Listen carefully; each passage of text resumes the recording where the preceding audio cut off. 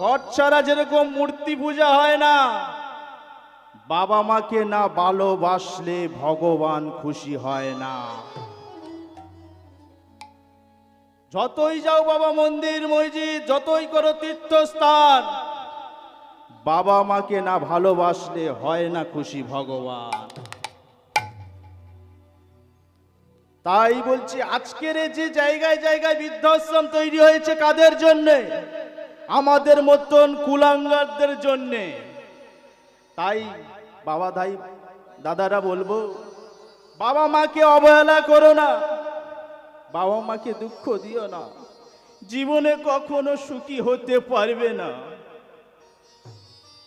তাই বলছি, কৃষ্ণ রুষ্ট হলে গুরু রাখিবার পারে, রাখিবারে পারে, আর গুরু রুষ্ট হলে কৃষ্ণ রাখিবারে